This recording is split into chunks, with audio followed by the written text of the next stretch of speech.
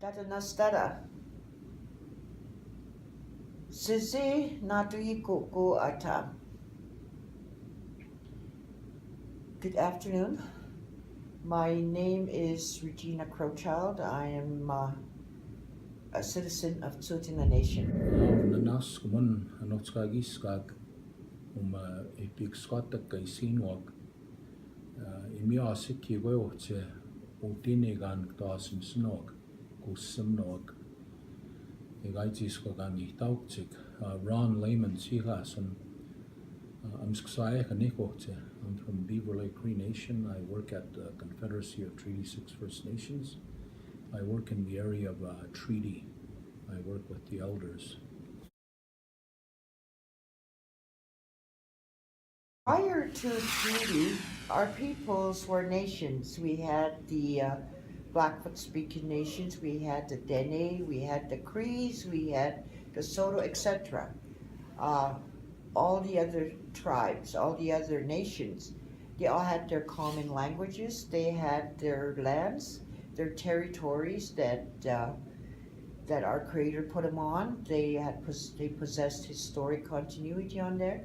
They had their own laws. They had their own justice systems. They had a right of self-determination. They had their own spirituality. And when the commissioners came and introduced the treaty to our peoples, we were sovereign peoples, and because we had a right of self-determination, they entered into treaty with the imperial crown. In our treaties, they never surrendered their sovereignty, their right of self-determination, their structures of government, lawmaking authority, and their justice systems. They agreed to live side by side with the newcomers on their territories to the depth of the plow. Just to talk a little bit about the issue at hand, citizenship, which is one of the cornerstones of each of our nations. I believe when we entered into this international sacred treaty relationship with the Crown had agreed to respect our sovereignty.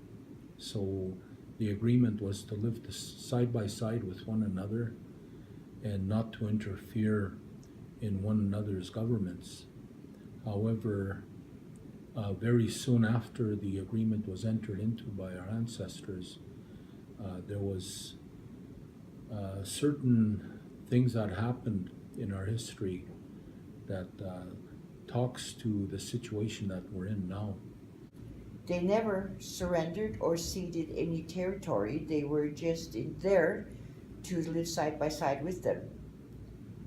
The mineral rights were never put on the table for discussion. They were never dealt with. When the Crown wanted to enter into treaty with our peoples, they started in Manitoba with Treaty 1, and then it was Treaties 1 to 11. The Royal Proclamation stated that no one could access our territories, the Indigenous peoples' territories, without entering into treaty or some form of agreement. So it was Treaty 1 came in Manitoba. I suppose the the Indigenous peoples in Treaty 3 and 9 in parts of Ontario were not, they didn't have the desire at that point to enter into treaty. So they started with Treaty 1 in Manitoba, and then they would move back, Treaty 2, and then they moved back to Treaty 3, then they moved back to Treaty 6, 7, and 8, and they went to Treaty 9, then they went to Treaty 10 and Treaty 11. So if you look at all the lands that encompasses Treaties 1 to 11 include parts of Ontario, Manitoba, Saskatchewan, Alberta, northern part of BC, and the territories, southern part of the territories. These treaties were all entered into Crown under the same concept. Our peoples never surrendered or ceded their territories. They just agreed to live with the newcomers to the depth of the plow, to allow them to share their territories to the depth of the plow. But since treaty time, the Canada, which is now part of this territory, all these treaties, 1 to 11 territory, had their own legislations, and they've always interfered in our way of life, which is totally contradictory to our treaties, from our understanding and from the history that we know from our people. They've interfered in our lives and imposed their systems on us. Our peoples had complete jurisdiction over citizenship and over their lands. But when it came to treaty, the citizenship, when they came, leaders, our chiefs and our headmen would say, "These are my people." And because we were entering into a treaty, they were given treaty cards. Now these treaty cards ties us to our territories and the treaty that we entered into. However, in 1877, going back, Canada had enacted the Indian Act.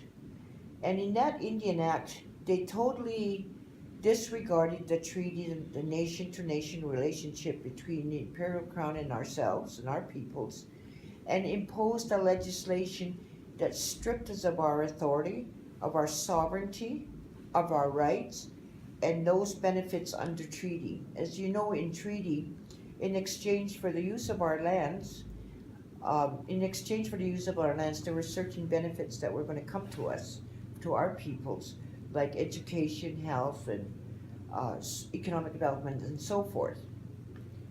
They came, even though our sovereign nations had all of that jurisdiction. They had their own health system, they had their own education system, they had their own economic development, they had fur trades and that, and other stuff. They were structured for their survival. Now, when this Indian Act came in,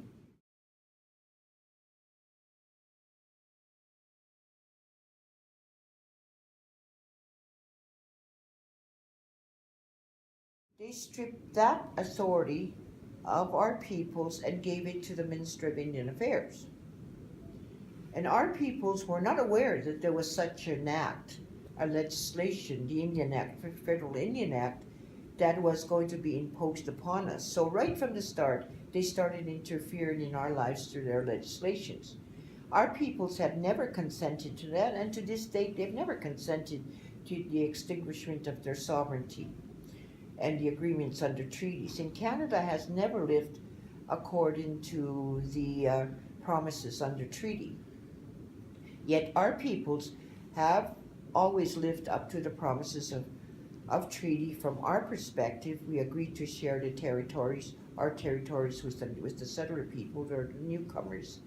And we've never interfered in their systems, in their way of life, through any of our legislation. So we've always had our traditional laws and our customs and our practices, traditions that we've always lived by, even though this Indian Act was imposed upon us. At treaty time, when it came to citizenship, our leadership decided, our peoples decided who their members were. And according to treaty, as soon as these people, whether their births or marriages or deletions, they would inform the government, and the government would add them on our list and immediately give them treaty cards.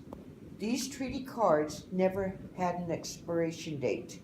We were allowed, or we agreed that we would pass on our treaties to all our descendants, as long as the sun shines, the grass grows, and the rivers flow. So this continued over the years to 1951, and up to 1951, our peoples had treaty cards. In 1951, Canada changed treaty cards to Indian status. Now that's a creation of the Government of Canada under the Indian Act. That was not a part of treaty making. If you look at the status cards, there's an expiration date on them. And that is totally contrary to our